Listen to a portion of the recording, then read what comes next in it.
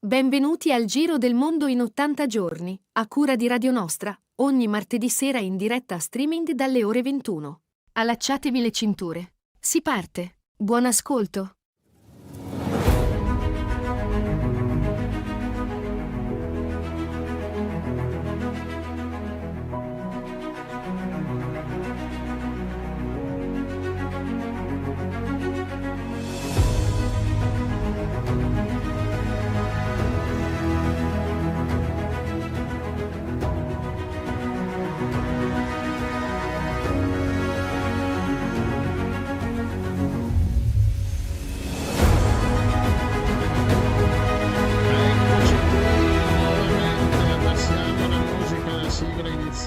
Buonasera a tutti, 17ª puntata se non sbaglio.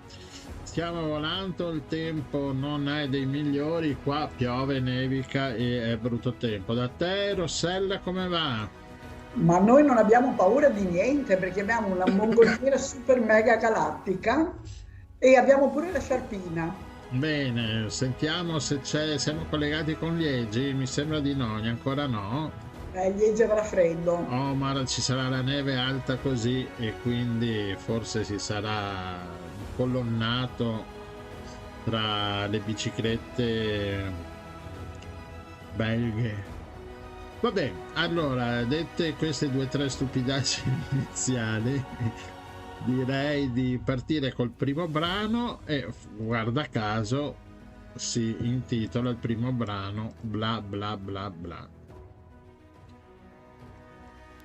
Bicicletta, coi cerchi un po' storti e di fretta, mentre vado al lavoro coi freni che vanno di merda, la strada bagnata, lo smog nella testa e il rosso aspetta, ma tu passi tranquilla ed assorta nei pensieri di quella rivolta che tanto sognavi tra i testi di Nietzsche e i miei freni in ferie forzate, un impatto tipo asteroide. Io sporco d'asfalto e tu pure mi fai le tue scuse, ma scusa di cosa? Ho il cuore alla gola, sei bella e io sconvolto, il sangue dal naso un po' rotto, ti aiuto a stare in piedi e ti invito in un caffè. Mi guardi e mi dici sei buffo, io ho perso di te già da un'ora. Ti bacio e comincia la lotta che cambia le cose anche dentro di me. Ti piace tanto usare l'immaginazione per poter parlare di rivoluzione, quella organizzata dal tuo amico scultore, scrittore, poeta. Che profondo il mare, dai lascia quel megafono e facciamo l'amore, che domani io sveglia presto devo lavorare. Non si pagherà da solo quel monolocale, ma aspetta non andare, no. Radicale tamerò, radicale tamerò, non andare adesso, no. Radicale tamerò. Mi presenti ai tuoi amici del centro e mi guardi da lontano mentre fanno discorsi importanti. Partecipo poco che non ho studiato e mi trattengo che se bevo troppo va a finire ti dico ti amo. Sarebbe scortese anche poco educato e già scrivo bene.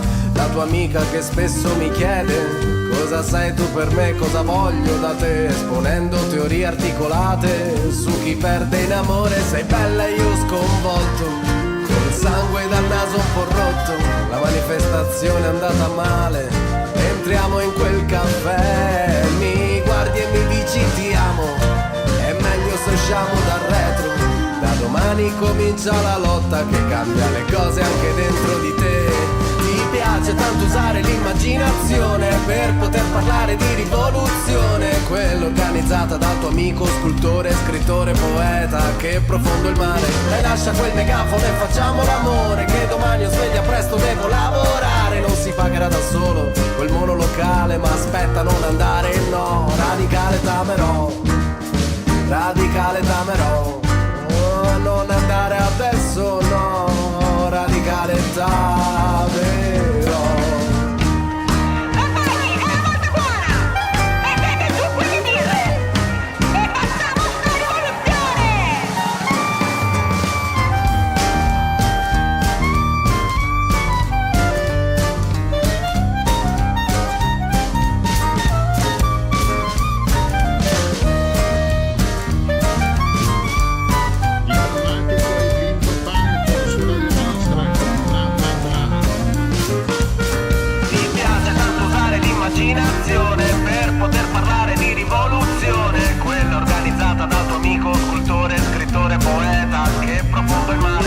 lascia quel megafono e facciamo l'amore, che domani io sveglia presto, devo lavorare. Non si pagherà da solo quel monolocale, ma aspetta non andare, no. Radicale damerò, radicale damerò, non andare adesso no, oh oh.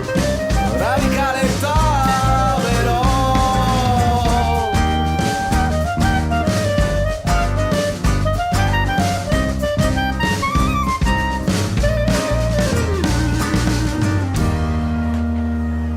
Eccoli qua, E comunque il Togliatti diplomatico. non sarebbe d'accordo.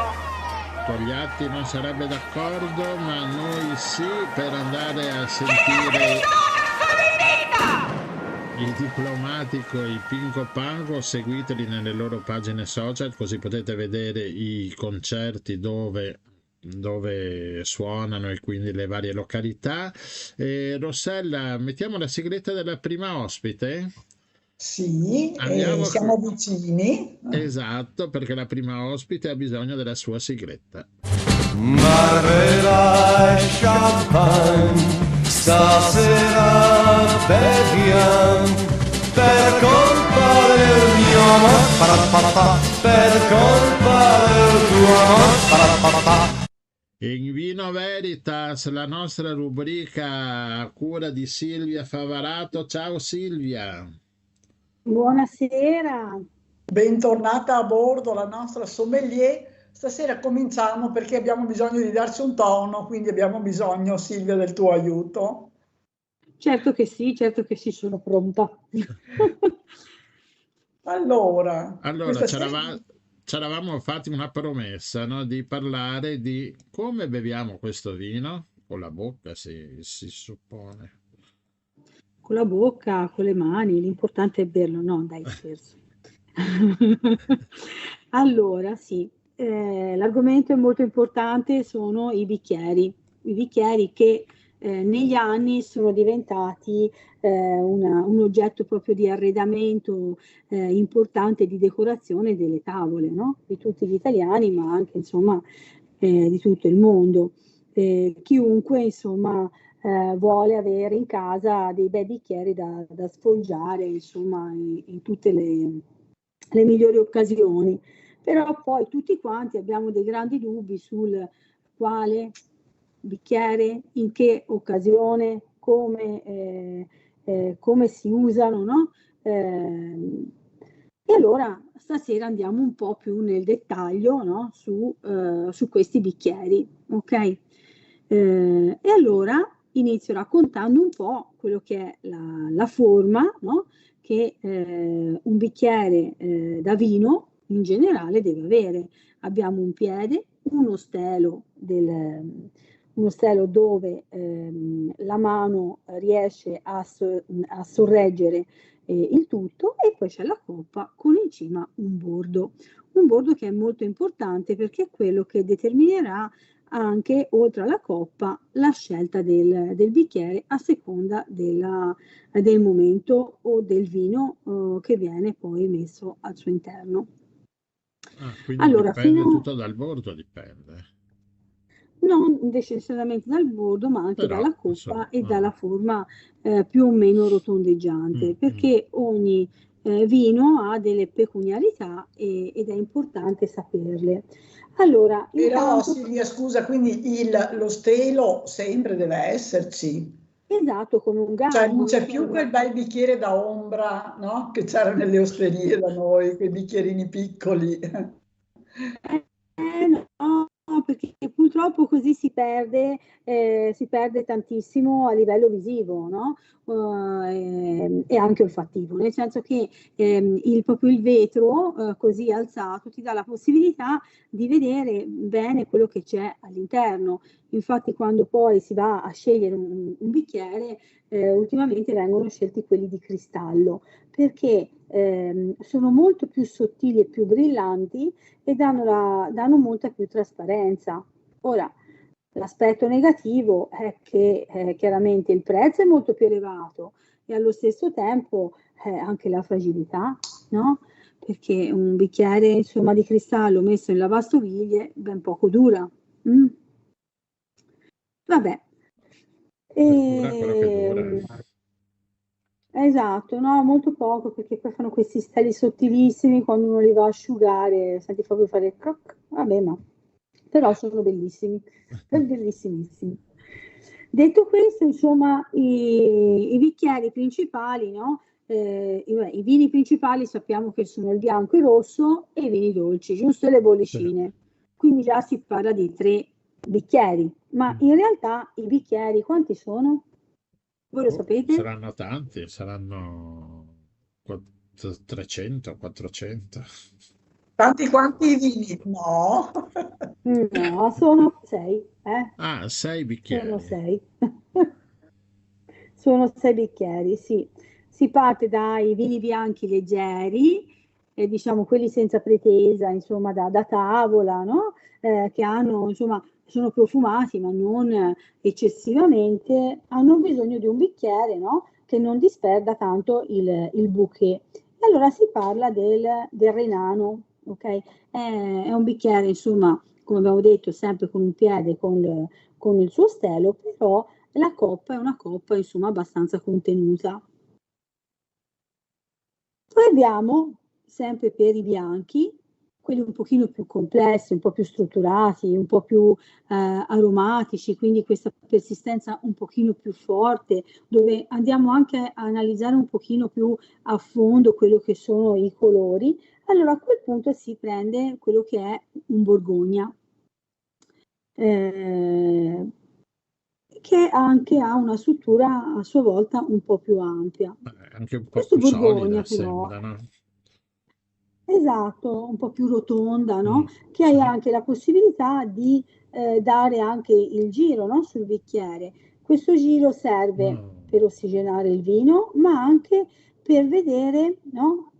Quanta alcolicità e quanta morbidezza c'è all'interno del vino, perché quando lo giriamo, se guardiamo, no? Abbiamo degli archetti che si formano e che tendono a scendere verso il basso, e anche la velocità con cui scendono giù ti danno già l'idea di che cosa, di che vino fra poco metterai in bocca, insomma.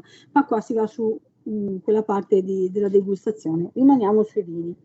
Dopo questo Borgogna è talmente un bicchiere importante che viene usato anche per più occasioni, per esempio sul vino rosso, quello classico, no? Un bicchiere di vino rosso viene presentato con il ballon, ok? Che è quello con quella panciona tonda tonda, no? Che tutti Mhm. un po' conosciamo, credo, e sempre con il Borgogna. Borgogna perché ha questa bellissima luce refrattaria, perché è bello ampio e ha questa insomma, piacevolezza anche nel movimento, ok?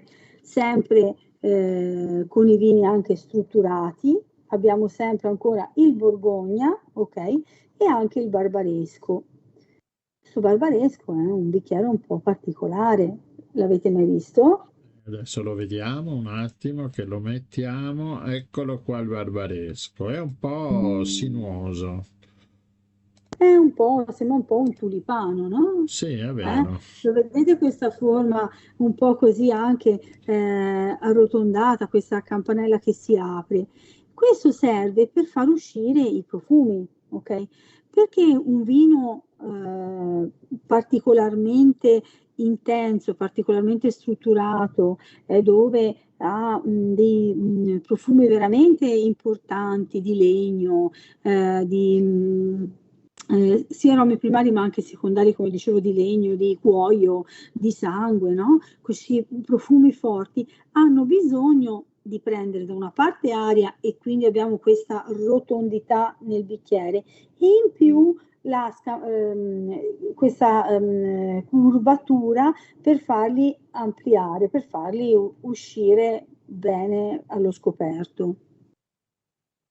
Sì, Poi passiamo ai vini, ai bicchieri da di cosa avevamo spumante, Da spumare. champagne. da E bollicine, così, esatto. da serpino. E così, come dicevi l'altra volta, il flute Ah, è un po' che si usa, ma anche la coppa champagne, no? Che insomma negli anni 80 andava tantissimo, vero? Sì, anche anni 50 credo, no? Anche 50, sì. Sì. E questi due bicchieri che volendo si possono tuttora utilizzare perché comunque sono dei sempreverdi, no? Sono comunque stati come si Soppiantati dice? dal tulipano.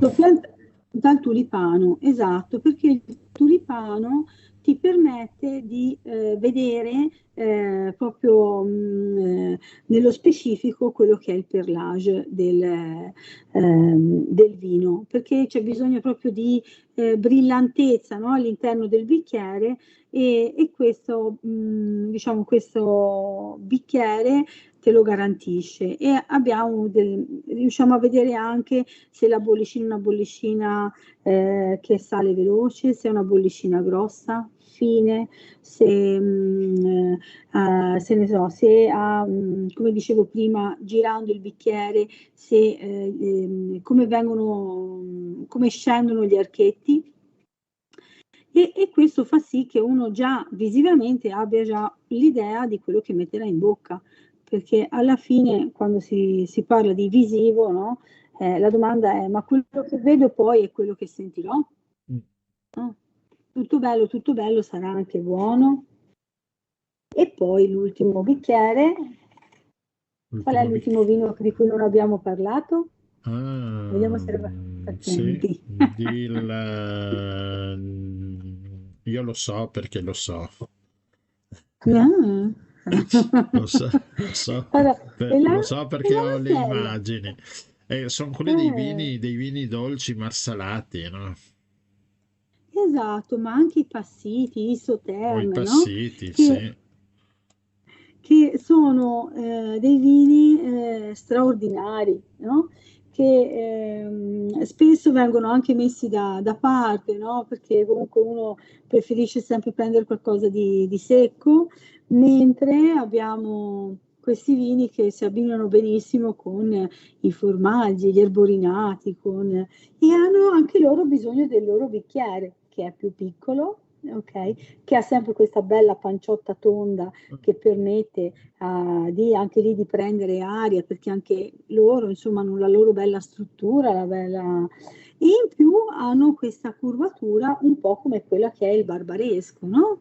Sempre per far uscire fuori tutta questa parte floreale e questi aromi che insomma sono veramente forti e potenti, che se ci fosse un bicchiere che stringe, no? Un po' così come abbiamo sia nel Renano che nel Borgogna, quando avvicini il bicchiere ti creerebbe proprio un disagio anche a livello olfattivo, molto forti, troppo per quel tipo di bicchiere. Ma e quindi Silvia mi hai demolito un mito, cioè non serve chiedere a uno quando sei nato, basta chiedere che bicchiere useresti, se uno dice flûte o coppa da champagne è démodé. Esatto, esatto. Quindi Esatto, basta, quelle cose lì non si usano più. Beh, abbiamo scoperto che insomma, se tu hai un bicchiere Borgogna in casa, risolvi sia il bianco che il rosso esatto, esatto, e quindi esatto. risparmi. No, Cioè, questa è una consolazione perché prima stavo cercando di fare un conto, ovviamente non ci sono riuscita, ho pensato 6 tipi di bicchieri, hai un servizio da 12 perché se bevi dei vini così vuoi avere degli ospiti e ho capito che sono tantissimi bicchieri che nessuno di noi saprebbe dove metterli, quindi e quindi Vera questa cosa. conviene, Esatto, il si di- Borgogna va per la va maggiore, per la anche se maggiore, poi sì, hanno inventato già nel 1970, fu inventato perché ci fu un problema a livello di degustazione, perché uno dice ok, vado a una degustazione, che bicchiere uso, no? Come faccio a tarare, no? Tutti i vini che assaggerò? E allora hanno creato un bicchiere che si chiama ISO. ISO sta per International Organizzazione per la standardizzazione, ok? Questo fa sì che questo bicchierino che è un fuori misura, è un po' più piccoletto, fa sì che uno abbia la possibilità di assaggiare tutto e avere un parametro uguale per ogni vino. Quindi allora E questo è soprattutto un usato. bicchiere universale, possiamo dirlo. Esatto, e questo bicchiere qua è usato soprattutto dai sommelier, ok? Quando fanno le degustazioni, e poi dipende perché vabbè, se fanno una degustazione tutta sui bianchi, che ne so, della Loira, è chiaro che viene usato un certo tipo di bicchiere piuttosto che se fanno le bollicine. Però a grandi linee diciamo che quando ci sono poi anche, che ne so, dei convegni nazionali oppure comunque anche delle cose un po' più piccole, comunque dove ci sono delle degustazioni, ecco quello che viene utilizzato, quello che vedi girare insomma per le fiere è sempre il bicchiere ISO. Bene. Mhm. Bene, Anche ci hai questo fatto potrebbe venire essere voglia di un interessante. bicchiere di qualcosa di buono. No, beh, Sì. insomma, ho scoperto che insomma il gambo serve per vedere il vino che bevi, giustamente, perché se non hai, se hai i bicchieri della nota fabbrica di cioccolata, non vedi Quello con il Topolino, dici? contenuto. Sì. A meno che non ti metti all'altezza tavolino e Ah, guardi, beh, sì. insomma, però poi non è che te lo fa vedere proprio tanto bene. Ecco perché, insomma, il bicchiere, diciamo, quello da acqua, non è tanto consigliato.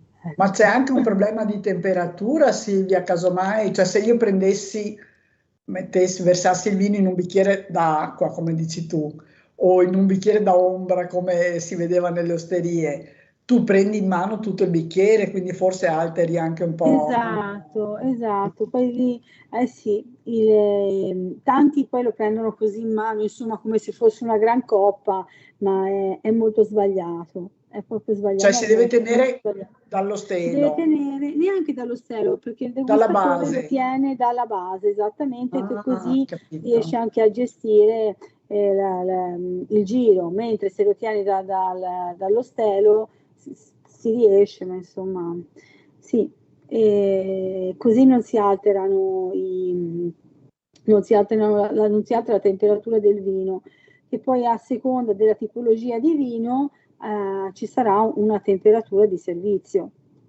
Certo, di quella magari parliamo un'altra volta perché credo che si apra un Esatto, capitolo anche lì enorme. è enorme.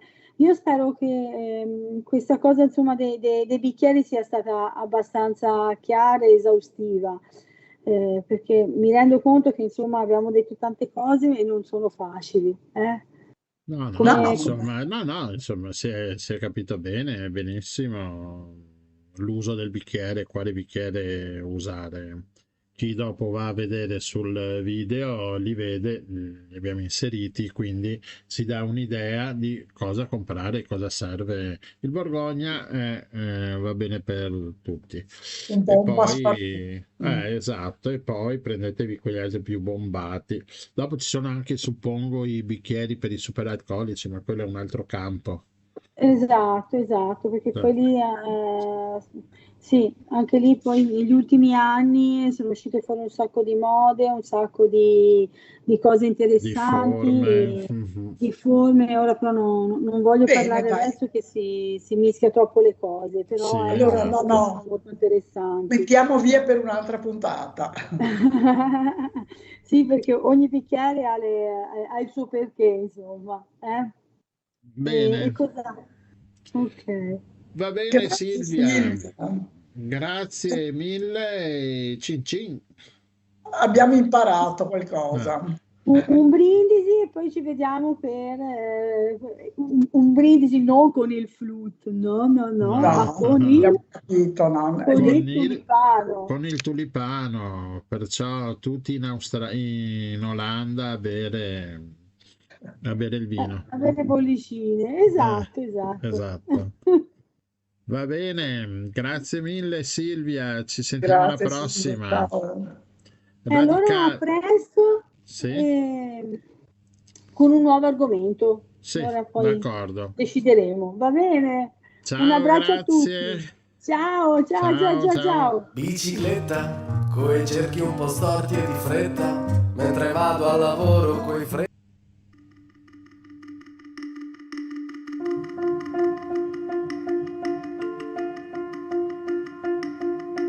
Dimmi qual è la tua menzogna, ognuno ne ha una, io ti dirò la mia. Parla, cos'hai nella testa, in camera da sola, con la finestra chiusa. Mentre guardi la televisione, senza troppa attenzione.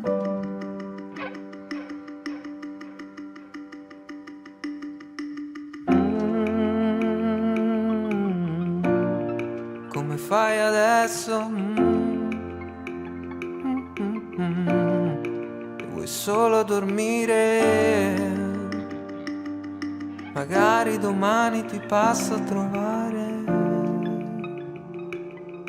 Dimmi qual è la tua vergogna, ognuno ne ha una, non dirmi una bugia. Senti, ma cosa avresti dentro?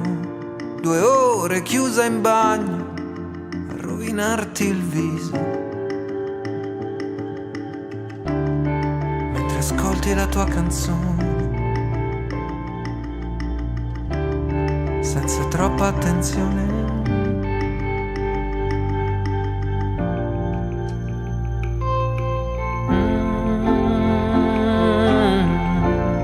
Ma come fai adesso?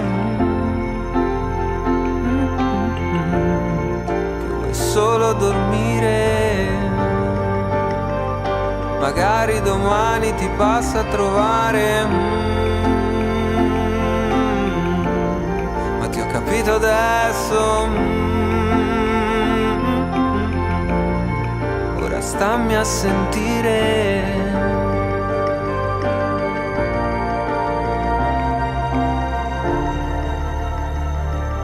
Il segreto, il come, il non cosa fare.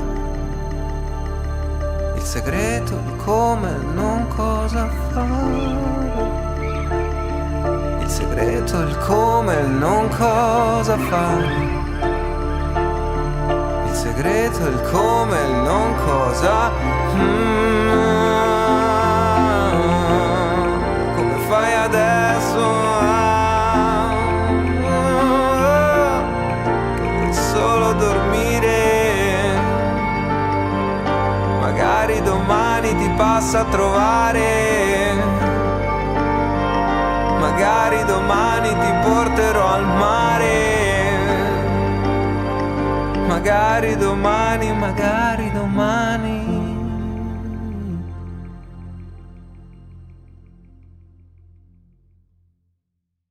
Sola Galileo a Radio Nostra. Ora passiamo al nostro secondo ospite. Con la nostra mongolfiera andiamo a Milano. A Milano pioverà sicuramente anche là come da noi, e in effetti il tempo non è tanto bello, anche se la nostra mongolfiera è molto salda e non traballa. E quindi abbiamo con noi, andiamo alla redazione del Fatto Quotidiano di Milano, Alberto Marzocchi. Buonasera, ciao Alberto. Agli ascoltatori e alle ascoltatrici, buonasera, o buongiorno, dipende quando. Benvenuto a bordo. Esatto. E insomma siamo dentro la redazione del Fatto, io non lo so, ecco, siamo molto contenti di questa ospitalità. Grazie a voi per l'invito, un onore. Allora abbiamo chiamato Alberto perché, oltre ad aver fatto un paio di articoli sulla caccia, c'è la piattaforma del Fatto Quotidiano che ha lanciato una petizione sulla nuova proposta di caccia che il governo vorrebbe fare. Raccontaci un attimino, Alberto.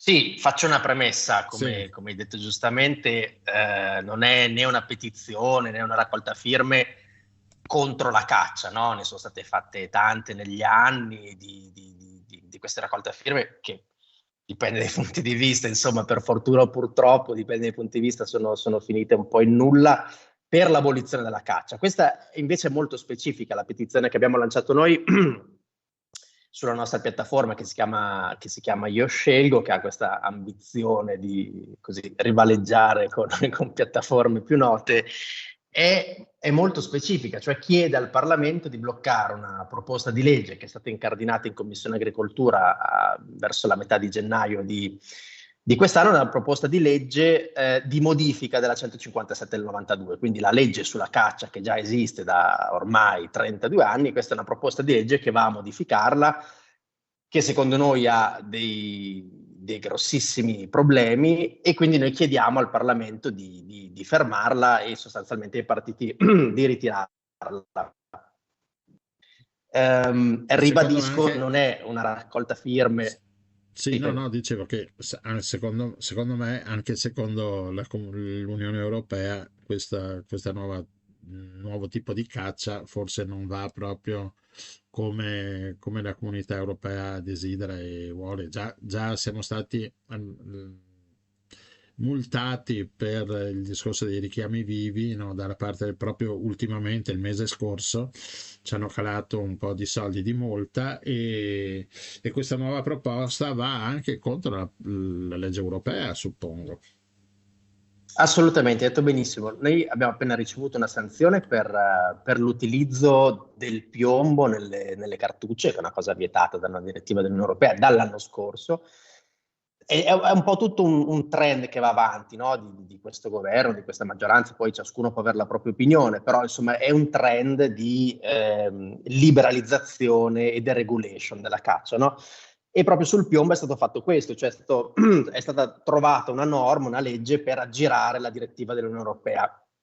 E come hai detto tu giustamente, 2 settimane fa è arrivata questa sanzione, questa apertura di una procedura di procedura di infrazione, che significa che sono soldi che dobbiamo pagare noi. E come hai detto giustamente, la proposta di legge a prima firma di Francesco Bruzzone, che è un deputato della Lega, molto probabilmente andrà incontro ad altre procedure di infrazione. Quindi c'è anche un po' questa miopia, no, della politica che coltiva gli interessi dei propri elettori e poi approva queste cose, poi ce le lascia sostanzialmente a noi cittadini, e un domani le sanzioni le dovremo pagare noi.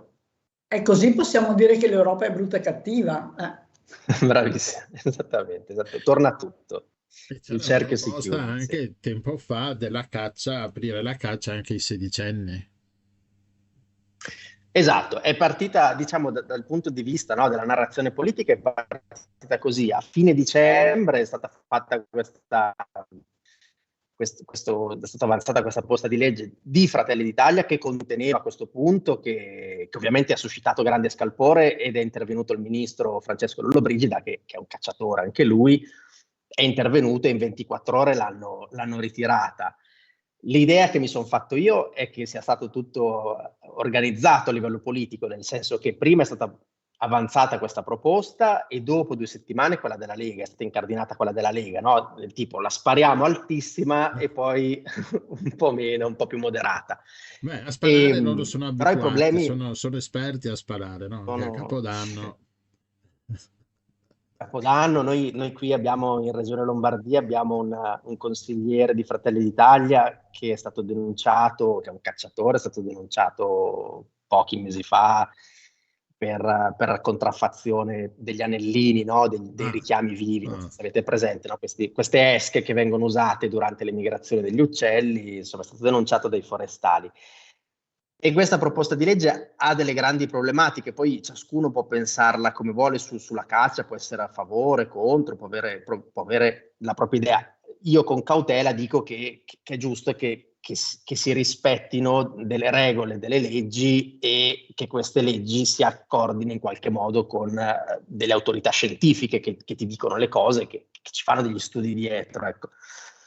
Aprire la caccia 7 giorni su 7, togliendo il silenzio venatorio, facendola su tutto il territorio italiano senza alcuna autorizzazione, aprendola a tutti i tipi di caccia, quindi in forma vagante, appostamento, coi cani, diventa, secondo me, diventa un problema. L'aspetto forse concreto più preoccupante è che loro con questa legge tolgono la facoltà alle associazioni ambientaliste. Voi sapete che i calendari venatori vengono emanati dalle regioni, no? Ciascuna regione emana questi calendari venatori che stabiliscono tutta una serie di cose e purtroppo di solito la politica cerca di blandire i cacciatori della propria regione favorendoli, allentando un po' le regole, no? E quello che succede ogni anno è che le associazioni ambientaliste impugnano di fronte alla giustizia amministrativa questi calendari venatori e i giudici amministrativi fermano i calendari e sostanzialmente si riesce in qualche modo a rispettare la legalità delle cose. Invece con questa proposta di legge le associazioni ambientaliste non potranno più impugnare i calendari venatori. Questo in concreto sarà, da qui in avanti sarà un problema. Cioè, scusa, in che senso non potranno più impugnare? Nel senso che non è previsto, non sono più soggetti riconosciuti per... No, hai fatto benissimo a farmi la domanda. I calendari venatori ora vengono emanati come atti amministrativi e quindi un'associazione ambientalista può prendere questo atto e impugnarlo di fronte al TAR. Domani, se questa legge entrasse in vigore così com'è, i calendari venatori verrebbero approvati come leggi regionali e quindi a quel punto potrebbe impugnarli solo il governo. Essendoci questo governo sarebbe impossibile. Poi ci si immagina che un governo abbia altre cose più importanti da fare, ecco, si spera. Ma e questa legge ha possibilità poi di passare appunto in sede europea con quelli cattivissimi che ce l'hanno con l'Italia? Allora, sicuramente la legge passerà in Italia perché i numeri li hanno e bisogna vedere solo i tempi. Adesso loro stanno correndo per approvarla prima delle europee. Il fatto curioso è che sia il primo firmatario della legge sia il presidente della Commissione Agricoltura sono due leghisti entrambi ed entrambi sono candidati alle europee, quindi loro hanno messo questa roba, no? Che vogliono far approvare in fretta e furia e poi se ne vanno in Europa, no? Subito a dire abbiamo approvato sta roba. E quindi bisogna vedere un po' i tempi, se riusciranno prima di giugno o prima dell'anno. Sono cose, diciamo, tempi tecnici, bisogna un po' vedere come si organizzano. In Europa quello che succede, per le conoscenze che ho e per quello che mi posso immaginare, è che ci arriveranno delle procedure di infrazione. Poi quelle vengono aperte e le sanzioni arrivano 7 anni dopo, 6-7 anni dopo, quindi campa a cavallo. Altro onestamente non so rispondere, cioè non so se più che la procedura di infrazione l'Europa non può fare, ecco, può dire non rispettate le nostre direttive, però non è che può entrare così nella legislazione di uno Stato sovrano. Ecco. Certo. E quindi il Fatto Quotidiano ha pensato di pubblicizzare questa cosa, di renderci partecipi di questo problema ennesimo. E noi cittadini che cosa possiamo fare? Beh, intanto firmare la nostra petizione, andare su la piattaforma si chiama Io Scelgo, quindi ioscelgo.org mi pare. Comunque adesso siamo sulle 35. Io ho già messo il link sulle note potete leggere il link, cliccare e andare direttamente sulla pagina di Io Scelgo. E Grazie sulla pagina mille. dedicata a questa qua della caccia. Sì, anch'io ho visto, siamo arrivati a 35.000 firme e passa, no? Sì, il nostro obiettivo sarebbe arrivare a 50.000 e con 50.000 firme poi organizzare qualcosa in Parlamento. Siccome ci sostengono, al momento siamo sostenuti da 13 associazioni ambientaliste, adesso se ne sta aggiungendo una 14ª. L'idea che ho io, che dobbiamo che vi do così in anteprima, devo ancora parlarne con i miei capi, è di fare poi un presidio, una conferenza stampa a Montecitorio, qualcosa del genere, insomma, e dire guardate siamo arrivati a 50.000 firme, che poi la petizione in sé, cioè le firme della petizione in sé servono fino a un certo punto, ma io rispondo alla domanda, no, che mi facevate cosa possiamo fare noi cittadini, ha senso quando crea opinione, no? Quando crea consapevolezza nella cittadinanza, opinione e purtroppo io sono dell'idea, per quello che vedo, che la politica cambia solo se ha interesse a cambiare le proprie idee, il proprio comportamento. Quindi quando sotto sente, no, che c'è un bacino grosso di persone che la pensa in un determinato modo, poi allora anche la politica ci arriva. Ecco, io credo nei cambiamenti dal basso, dall'alto purtroppo no. Anche perché di cacciatori ce ne sono ogni anno sempre meno che praticano e che si iscrivono, diciamo, all'anno venatorio. Sì, sono sempre meno, adesso sono un po' meno di 600.000 mi pare, e rispetto a 30 anni fa quando hanno approvato Sì. la 157 e il 92 sono un terzo. Però succede una cosa curiosa, io vivo a Milano, lavoro a Milano, ma vengo da un paese a 1000 metri di quota nella Bergamasca, in una valle che si chiama Val Brembana, e lì ovviamente ci sono più carabine, più fucili che abitanti, no? E lì, quando ci sono le elezioni, sia politiche nazionali che regionali, a me capita, no, di chiedere ai miei amici, ai miei conoscenti, no, si fa al bar così, tu per chi hai votato, e lì ti dicono, no, le regionali abbiamo le preferenze, ti dicono, io ho votato il tal partito e poi ho messo la preferenza a Tizio e Caio. E gli ho detto, ma perché? Perché me l'ha detto Mario Rossi. Cosa fa Mario Rossi? Fa il cacciatore attivista, no? Quindi è lui che ti dice chi votare, e questo per dirvi che appunto sono sempre meno, però hanno questa passione così forte e fanno fanno quadrato tra di loro, per cui spostano tanti voti. No, ma in effetti tante volte si è fatto il discorso che i cacciatori riescono a coalizzarsi bene, cosa che magari le associazioni ambientaliste non riescono a farlo tra di loro. Guarda, sorrido, non dovrei, ma insomma, in queste 13 associazioni che ci sostengono, una di queste, dopo una settimana che noi avevamo lanciato la petizione, dopo una settimana ha lanciato una petizione identica sul proprio sito. Ecco, per rispondere alla tua domanda. Questa è una malattia cronica che... Sì. No, però allora noi abbiamo parlato spesso di caccia a bordo della mongolfiera, anche del piombo, dei proiettili, di tutti i problemi che può creare nella avifauna selvatica, eccetera. E ogni volta emerge che la lobby dei cacciatori è fortissima. Quindi evidentemente sanno fare gruppo, sanno sfruttare anche i numeri, anche se non sono altissimi, mentre i non cacciatori, sì, forse non si rendono neanche tanto conto. Molti di noi, se non ascoltano la nostra radio, non si rendono conto delle problematiche legate alla caccia, a parte il pericolo poi di camminare anche in campagna, no? In certi momenti. Assolutamente. Poi se si vuole 7 giorni su 7 il discorso della caccia, uno non può più fare le passeggiate nei boschi, in montagna, in pineta, cioè c'è il rischio di essere colpito, cosa che insomma succede spesso e volentieri. Volentieri no, ma sì, insomma... È un po' il trend con questo governo. Hanno iniziato con la prima legge di manovra, no? Inserire il fatto che si potesse sparare sostanzialmente ovunque, con la scusa degli ungulati, che effettivamente possono essere un problema, e quindi si può sparare nei centri urbani, si può sparare nei parchi. E poi, per esempio, anche con questa proposta di legge, per esempio, riducono le sanzioni, no? Cioè adesso se tu spari, se vieni beccato che stai cacciando, hai ritirata l'arma, ti viene ritirato il porto d'armi.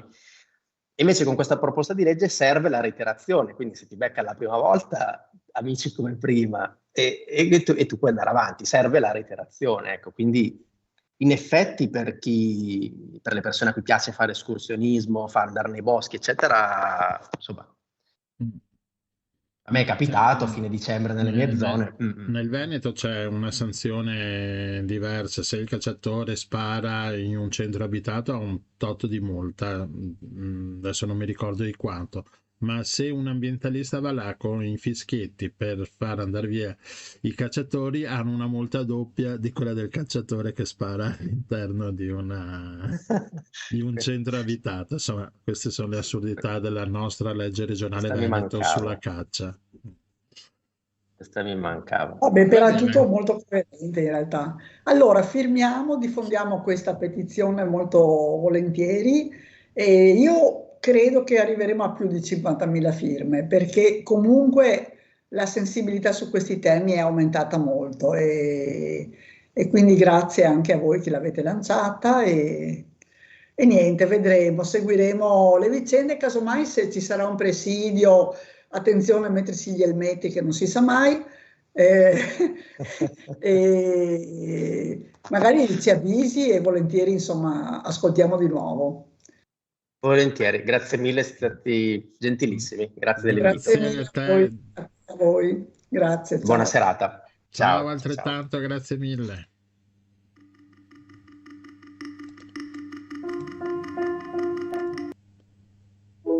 Partire dal silenzio, Il brano di Mereu, abbiamo problemi un po' della linea, riconnessione eseguita, siamo tornati nuovamente in linea, comunque il programma fa tutto da solo, dopo si aggiusta da solo e con noi siamo andati, ci siamo mossi da Milano con la nostra mongolfiera, siamo a Trieste e a Trieste troviamo Massimiliano Maltoni. Buonasera Massimiliano, ciao.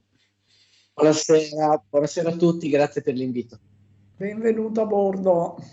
Bene, con Massimiliano parliamo di cinema svizzero. Raccontaci un po', succede questo evento che organizzi tu assieme al Consolato svizzero. Sì, Cinema Svizzera a Venezia innanzitutto è una manifestazione che è stata ideata a suo tempo e viene supportata e ospitata dal Consolato di Svizzera a Venezia, con ovviamente la collaborazione e la partecipazione del Consolato Generale di Svizzera a Milano. Non credo di dire qualcosa di inaspettato se rivelo che la nostra manifestazione è dedicata al cinema svizzero, come dice il nome, e nasce nel 2012 e la prossima edizione si terrà tra 3 settimane, dal 19 al 22 di marzo, sarà il primo appuntamento dell'anno, in attesa poi di scoprire che cosa succederà quest'estate, dopo la seconda metà di agosto, dove dovremmo comunque fare una sorta di spin-off con altri appuntamenti dedicati al cinema svizzero, questa volta estivi. Diciamo che questa qui dal 19 al 22 di marzo è l'appuntamento principale dell'anno, viene ospitato al Consolato di Svizzera a Venezia, che si trova in Campo Sant'Agnese, e presenteremo 7 film, 6 in produzione molto recente, l'ultimo diciamo anno di produzione che riguarda il cinema svizzero, e uno invece sarà un grande classico del cinema svizzero del 1941, si chiama Romeo e Giulietta al villaggio, che è una proiezione che faremo in collaborazione con la Cinémathèque Suisse, che da diversi anni già è un nostro partner, per cui è una tradizione la nostra, quella di offrire all'interno dei nostri programmi almeno un classico del cinema svizzero restaurato. In questo caso è un film pressoché inedito e non si è quasi mai visto in questa versione da 105 minuti che Cinémathèque Suisse ha pazientemente ricostruito e restaurato nell'arco di 5 anni. Non so cos'altro aggiungere. Allora io ti vorrei chiedere, allora del cinema svizzero, ammetto, non è che si senta tanto parlare, no? Cioè non è un paese particolarmente noto per la produzione cinematografica, e invece riuscite a proporre delle opere interessanti? Ma allora, io ho iniziato a lavorare con il cinema svizzero molto prima, era più o meno alla metà dei 2000, ho creato assieme ad alcuni colleghi, ex compagni di università, una manifestazione che si teneva a Stresa, sul Lago Maggiore e vicino al confine con la Svizzera, che era proprio dedicata a una sorta di incontro tra il cinema italiano e il cinema svizzero. E all'epoca ci siamo posti esattamente la stessa domanda. La Svizzera paradossalmente è un paese molto vicino a noi, perché è un paese confinante, è l'unico altro paese al mondo che, come l'Italia, ha l'italiano tra le sue lingue ufficiali, produce anche una stretta quantità di film in lingua italiana, ma è una cinematografia che, al di là della qualità, che nel corso degli anni è cresciuta tantissimo, molto difficilmente trova una distribuzione nel nostro paese. Per cui possiamo definirlo una cinematografia così vicina ma anche così lontana. Per cui quello che noi andiamo a proporre regolarmente all'interno del consolato di Svizzera è proprio un incontro con una cinematografia e con dei film che difficilmente si possono vedere altrimenti, salvo qualche festival, salvo qualche sporadica iniziativa di altre rappresentanze diciamo, dello Svizzera nel nostro paese, eccetera. Purtroppo, ripeto, è un po' una caratteristica che ha questa cinematografia, che nel nostro paese è praticamente invisibile, anche se ultimamente con l'affermazione soprattutto di nuova generazione di registi svizzeri nei grandi festival internazionali, un po' più di attenzione si è creata. Però sì, riconosco che possiamo definire una cinematografia conosciuta, per quanto poi la Svizzera abbia dato in attacchi registi noti nel mondo. Jean-Luc Godard è uno di quelli, insomma. Ecco, sì, infatti, perché poi c'è anche questo problema delle lingue, no? Per cui magari uno pensa che, per esempio, Godard sia francese o che sì, per cui quando parliamo di cinema svizzero, parliamo di produzioni svizzere o di registi svizzeri o tutte e due? Parliamo di tutte e due le cose. La Svizzera è un paese che per le dimensioni che ha, parliamo di dimensioni geografiche, sviluppa volumi produttivi molto alti, cioè, produce una quantità di film estremamente alta. Questo perché ha un sistema di sostegno alle produzioni locali e anche produzioni nazionali, intendo, e anche un ottimo sistema di formazione per quel che riguarda i nuovi registi, con delle scuole di assoluta eccellenza che sono a Zurigo o a Losanna principalmente, ma anche in Ticino c'è un'ottima scuola di regia. È anche un paese che coproduce molto, perché appunto offre ottime possibilità, offre anche discreto apporto a un ipotetico partner che viene da un altro paese, e coproduce anche molto con l'Italia, un po' anche per appunto la comunanza linguistica o cose di questo tipo. Per cui sì, parliamo di una cinematografia che non ha assolutamente nulla che invidiare a qualsiasi altra cinematografia nazionale europea, anzi si sta affermando come una delle cinematografie più interessanti a livello europeo. Al Festival di Berlino, che si è concluso la settimana scorsa, nella sezione dedicata alla young audience, al giovane pubblico, ha vinto un film svizzero, per cui non era un contesto, diciamo, marginale o nazionale. Sono sì, i 3 festival più grandi al mondo. Poi sì. Allora ci ha incuriosito moltissimo e pensiamo che ci sia la possibilità di fare qualche scoperta interessante, quindi se sei disponibile ti richiameremo a ridosso del festival, così magari ci dici un po'. Festival, sì. Sì, sicuramente. Che inizia a metà marzo, quando al 18-19 inizia martedì 19 marzo. Ecco. Stiamo dando il programma in queste, diciamo, ancora 24, massimo 48 ore. I film ci sono tutti, dovremmo semplicemente mettere insieme i pezzi e anche per incastrare le visite dei registi o comunque di una rappresentante per i film, perché comunque Altra cosa che mi piace sempre dire, che ci piace sempre dire, il Consolato di Svizzera a Venezia è un luogo aperto, è un polo culturale aperto a tutti, molto attivo nella città di Venezia, e a noi i film piace guardarli con chi i film li fa. Qui una delle caratteristiche anche del nostro festival è la possibilità di incontrare registi, parlare con loro dei film, quindi vi aspettiamo dal 19 al 22 marzo. Le proiezioni sono tutte gratuite.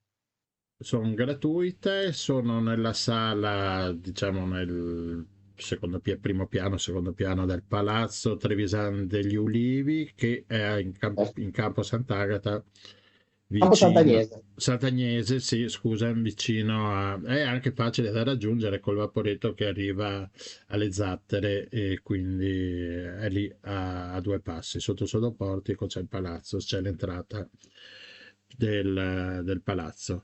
E va bene, sì, va bene Massimiliano, ci sentiamo allora prossimamente, così ci racconti anche in dettaglio i film che possiamo vedere, trovare alla rassegna. Benissimo, sarà un grandissimo piacere. Grazie mille. Grazie mille. Grazie a voi, buona serata.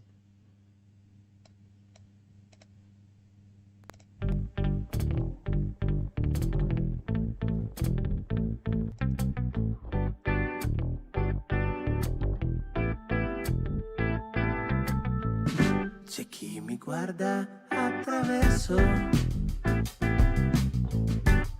una coppia pensa perverso,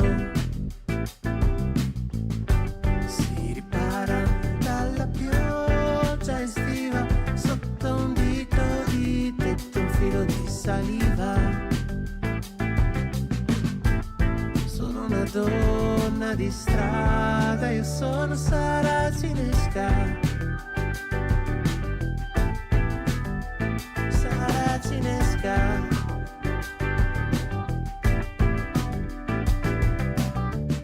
Maglione in cashmere in offerta,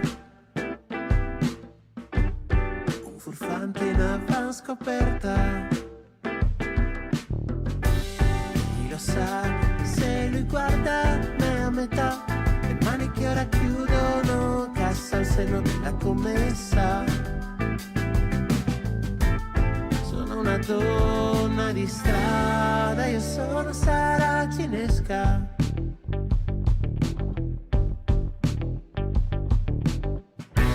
Infradito gialle all'interno, sì, il mare esiste anche d'inverno. Oh, non mi dire che non hai mai fatto caso a quel che c'è oltre il tuo naso.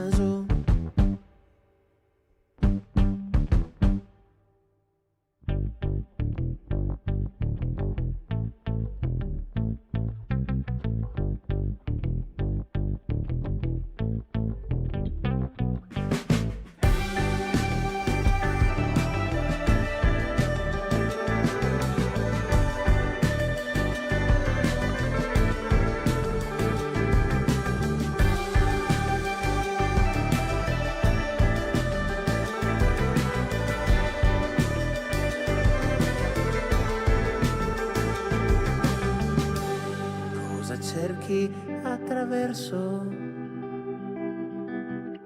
ti vedo sola col tuo sguardo perso,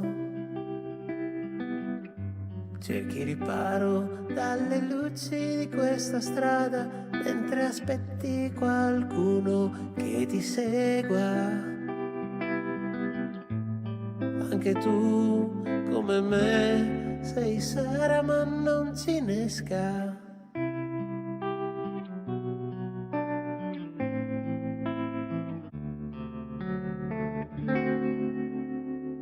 Sei Francesca.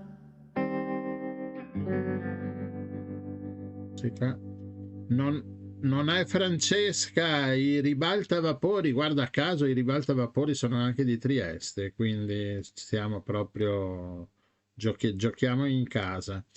E il titolo Saracinesca, e Rossella, Saracinesca vuol dire che?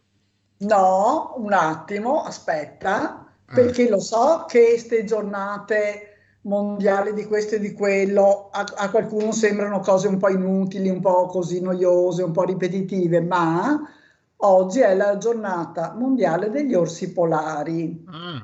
Abbiamo la E giornata anche degli orsi polari. sì, e loro se la meritano proprio perché sono una specie importantissima che tra l'altro sta soffrendo moltissimo per il cambiamento climatico. Chi lo nega vada a chiedere agli orsi e loro ti diranno che il cambiamento climatico c'è, come i ghiacci si stanno sciogliendo, tutto l'ambiente nel quale gli orsi polari vivono è alterato e quindi va a finire che trovano meno cibo, che sono denutriti, hanno proprio trovato insomma tanti esemplari denutriti perché trovano meno pesce, tutto scombinato. Cercheremo magari di parlarne più avanti con qualche orso. esperto. Ecco, intanto vi invito, se avete tempo, a cercare sulla rete perché c'è un sacco di video veramente magnifici, commoventi di questi orsi che però invece che essere sul ghiaccio sono lì, sembrano alle terme che si fanno il bagno in acqua e non è proprio esattamente il loro ambiente, insomma. Quindi direi che gli orsi polari una giornata se la meritano. Noi possiamo magari così passare sulla giornata della carbonara e quella della salama da sugo. Ecco, queste magari ci interessano meno. Va bene, allora prossimamente parleremo anche degli orsi, parleremo anche della plastica sui mari, parleremo di altre cose. Intanto con la nostra mongolfiera la mettiamo nel nostro... Dove si mettono le mongolfiere? Nell'hangar? Nell'hangar. Ci siamo montati un po' la testa. Esatto. E mandiamo la sigla e ci sentiamo martedì prossimo. Ciao a tutti e grazie. Avete Grazie a ascoltato tutti. Il Giro del Mondo in 80 giorni, a cura di Radio Nostra, in studio Rossella, Gianluigi e Remo Omar. Una produzione dell'Associazione La Rete. Vi aspettiamo. A martedì prossimo.